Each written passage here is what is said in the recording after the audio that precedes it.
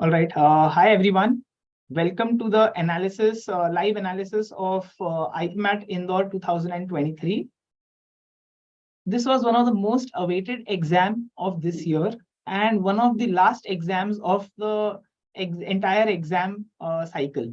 So most students, would be kind of waiting for this exam for a long time. And now that this exam is done, you all would be relieved and would be waiting to know how the paper was and, what was the difficulty and how, what would be a good score and everything.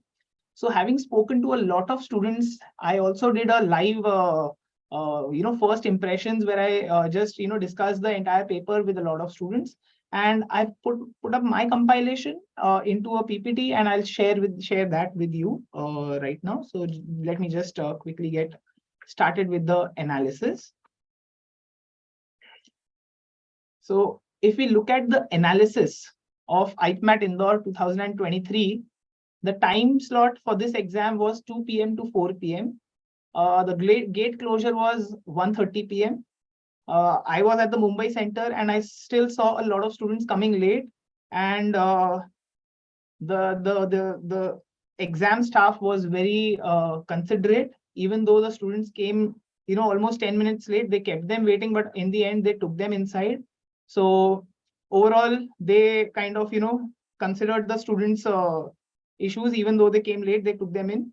Apart from that, I didn't hear of any difficulties in the interface as such. So on that front, this exam went, the exam was very smooth.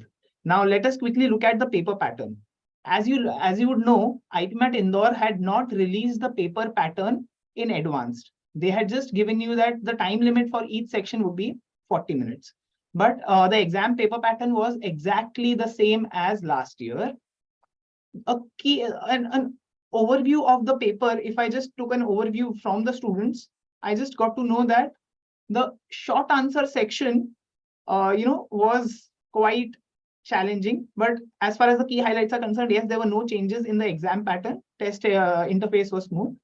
As far as the overall analysis is concerned, now again, we found that the short answer section was, in terms of difficulty, was slightly more challenging as compared to the 2022 paper, kind of a little close to the 2019 paper, where the cutoffs where the students found it challenging to attempt 8 to 9 questions also.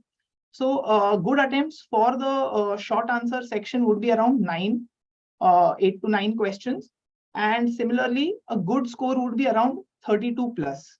So if you are attempting 8 to 9 questions and you're attempting them with a fair amount of accuracy, so if you're attempting 9 questions, you can expect a buffer of 1 question. Good score would be 32. However, the expected cutoff is around 20 marks. Similarly, MCQ, for the quant MCQ section, the students found it much closer to the 2022 levels in terms of difficulty. And since the difficulty was similar, the students were slightly more prepared to handle the paper. That's why the good attempts have kind of gone up a little as compared to the last year. Good attempts would be around 18 to 19 questions, and with a 90% or 85 to 90% accuracy, students can expect to score, students are expected to score around 60 plus questions here. Even if they get 16 questions correct and 3 or 4 questions wrong, they would easily be able to reach 60 plus. And I expect the cutoff to go slightly above the last year, that is 2 or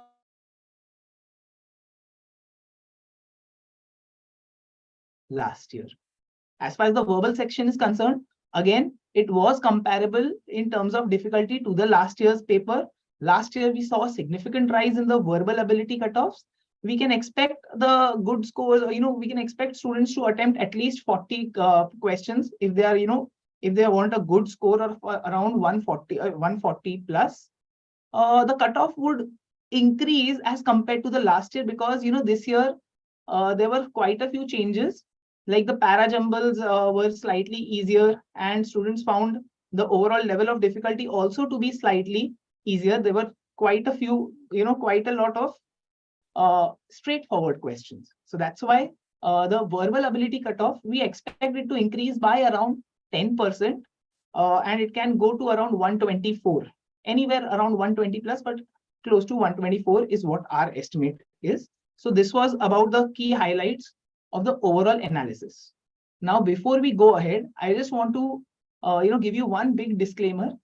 These are these first, this analysis is based on the first impressions that we have got from the students. So these may not be completely accurate. We have tried to speak to as many students as possible so as to get the best possible analysis. However, it is strongly recommended that you do not take application based decisions on the basis of this analysis. This is just for a rough estimate so that what how you have attempted the paper versus what others have felt about the same. Okay, so let's quickly look into the section by section analysis. So if you look at the QA short answer section, there were 15 questions and the time was 40 minutes. Now, if you look at the topics, each topic was almost covered in the paper. More beyond that, what we also saw was there were questions which were which used which had interwoven concepts, like in progressions you would have functions, or in functions there were sequences used, or in logarithm there was there were concepts of, or in the quadratic there were concepts of logarithm used. Log was used in a quadratic equation or something like this. So there were questions based on polynomials which involved remainder theorem and calculation of remainders.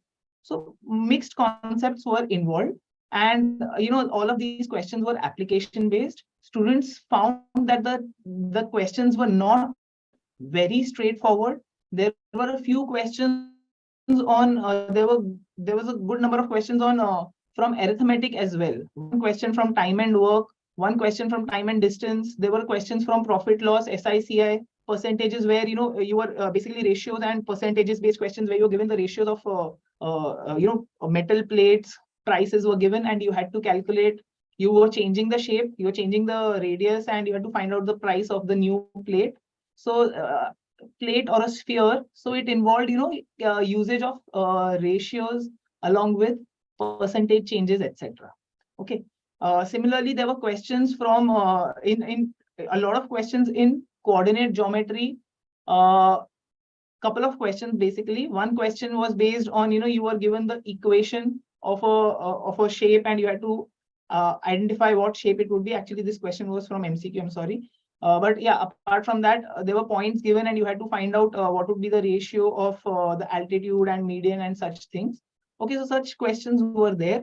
Apart from this, there was one straightforward question from linear equations.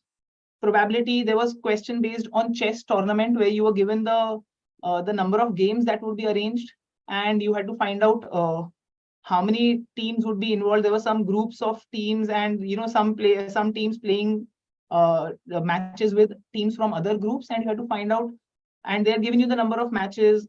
You have to find out how many teams would be there in each group with the data given. So overall, a very application based set of questions. The questions were not very straightforward, that you could easily find 10 questions or 8 questions, which could be done as a type A question that we generally classify in the analysis that we generally do. So if you would scan properly, probably in the first round you would find 4 or 5 questions which were doable, which you would quickly do, and then another 3 or 4 questions which you would do in the second round. So overall, good attempts would be around 8 to 9. If you are very strong in maths, you would be able to attempt 11 or 12 questions. But generally, the overview is that genuine attempts have been, for very good students also, they have been around 8 to 9 questions. And again, a good score, here I put it as 28 plus, but it can be 28 to 32. So that would be a good score for the section. However, we don't expect the sectional cutoff to change much. It can't, I'm also not expecting the cutoff to go below 20. Last year, the cutoff was 20. This year, the difficulty level is slightly higher, but cutoff might remain the same. It might not go down to 16, although the difficulty has slightly increased. Moving on to the QA MCQ section. Again, the highlight of QA MCQ sections generally is the DI section that everyone is, always discusses. Even this time, the DI section was a point of, point of discussion, because the DI question set was a point of discussion because many students found it to be very straightforward and found it to be much easier as far as the other questions of the IPMAT exam are concerned. So those were like 5 bonus questions for a lot of students. The set involved basically a matrix kind of a setting where you had some organisms which were tested in some lab, which had 5 chemicals which would be used to test the presence of these organisms, and they had to be matched based on the data given. So many students have reported that they were able to solve this set very easily. Although some students said that there were some multiple cases possible, and maybe some data was required to be used from the question. So in any case, most students have reported that they were able to solve the entire set of 5 questions.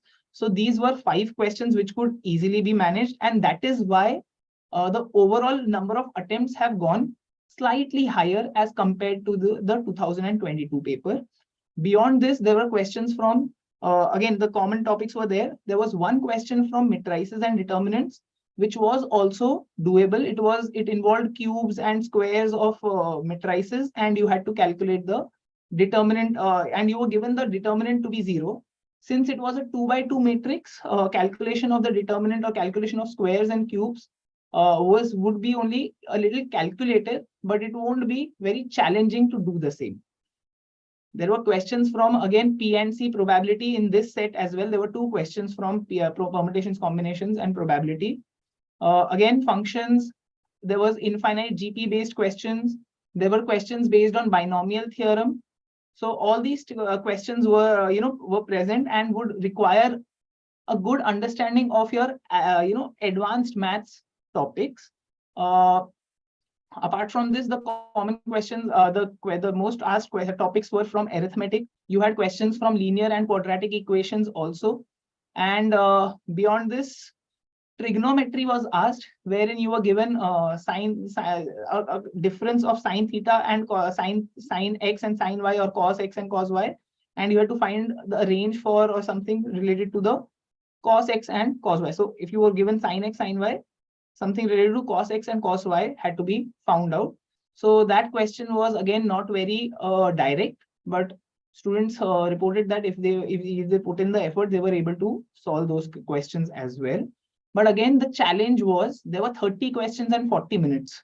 So there were some questions which were slightly challenging, which were difficult, but to find those questions, the 18 to 19 questions that you would be able to solve in the limited 40 minutes, and to scan through all the 30 questions and to spot these 18, 19 questions was the challenge of this section. The level of difficulty, again, not very difficult, but again, the challenge was to scan through the 30 questions and spot these questions which you would be able to handle in the limited time that we had, that is 40 minutes.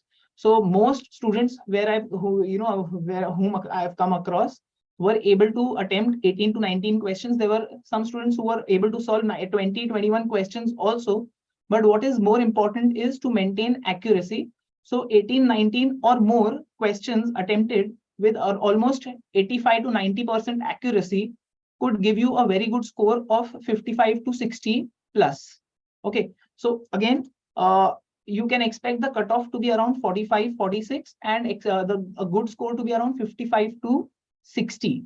Okay, so 55 to 60 could be a good score depending on, 1 or 2 questions here and there. So a good score would be around 55 to 60. Moving on to the verbal ability section or the English section, the level of the sectional level, difficulty level was easy to moderate. Okay, it wasn't difficult at all. And if you look at the number of questions, there were 2 RCs. One was based on sleep. The second passage was based on Apple stores in India. Most students were able to solve, almost 9 to 10 questions out of the 12 questions of this RC. Many were able to attempt all the 12 questions also. But what remains to be seen is the tricky nature of those couple of questions, which involved, inference based understanding of the passage, and the accuracy that you are able to maintain in those couple of questions, but a lot of direct questions as well. They were fill in the section. The paper pattern was very similar to the past years. There was one key highlight here. The key highlight was that the 4 parajumbles that you had were all 4-sentence parajumbles. The 5 parajumbles that you had all had 4 sentences. So last year there were some questions which had 5 sentences as well. This year all the parajumbles were 4-sentence parajumbles, and the sentence length was also very short. So it was very straightforward or very easy for the students to to find the jumble. But again, the parajumbles are in the theta format, so it is very easy for the students to make a mistake in that question type. So therefore, although it might seem that you got the correct answer, but sometimes even a single sentence here and there could create a trouble. But again, much easier. Last year, since there were 5 sentences, and if you arrange them, they would give you 120 combinations. Now it reduces to only 4 factorial, that is 24 combinations would be possible. And with lesser combinations, it's much easier to come to the answer as well. Okay, para completions, again, there were a couple of para completions which were a little tricky. Idioms and phrases, if you were not aware of those idioms and phrases, they could get a little tricky. As far as the word usage questions are concerned, there were word usage questions which had commonly misspelled questions also. Like, the words which sound similar but have different spellings. So such words were also included in the word usage based questions. The word was not given. Normally in the word usage question, they give you the word at the top and then they ask you to find out where the word is not used correctly. The word was not given separately. There were 4 sentences and you had to find out where the usage of, where the word usage is not correct. Apart from that, there were questions where you were given an underlined part, the correction questions where you were given the underlined part and you had to replace it with the most appropriate part or just keep it as it is. Again, there was no option like no error. If it did not have to be replaced, the sentence was given straight away. Those questions were majorly again easy to identify and easy to solve. However, 1 or 2 questions from there also could be a little tricky and students had to be careful over there. Overall, out of the 45 questions, it was very easy or convenient. If it was, if the students had prepared properly, they could have attempted 40 plus questions, and with a 85% or 80 to 85% accuracy, they could have easily, tried to score around 140 plus in the section. So even if they got even if they got 90%, that is 36 questions correct, they could have expected to score around 135 to 140. Overall, we expect the cutoff to be around 124. Again, if you look at the overall paper, the level of difficulty was moderate. Short answer section was moderate to difficult. MCQ section was overall moderate, and the verbal section was easy to moderate. Overall difficulty level, I would rate it as a moderate question paper, where it was possible for students across the 120 minutes to score around, to attempt around 63 to 65 questions. There is no overall cutoff in this section or in this paper. So therefore, students can expect to score, just clear the cutoffs and still expect to get a personal interview call. However, when we say that there is, when we say that the overall good score is 220 plus, that actually means that, once you go ahead of this, once you clear all the cutoffs and you go for a PI round, you would have a strong candidature in terms of, clearing the overall, admission process and getting a final admit. However, please keep in mind, if you have cleared all the 3 sectional cutoffs, you are still, if you do very well in the personal interview, you still have a chance to clear the overall admission process and get a final admit. So if you have got a good score, you have an advantage, but you still have to work hard for the PI round. So all the best to all the students who have taken the IPMAT Indore 2023 paper, exam, and wishing you best of luck for getting a shortlist and all the best for the subsequent rounds as well. Hoping that all the students were able to understand what this analysis was and found this to be useful. Thank you.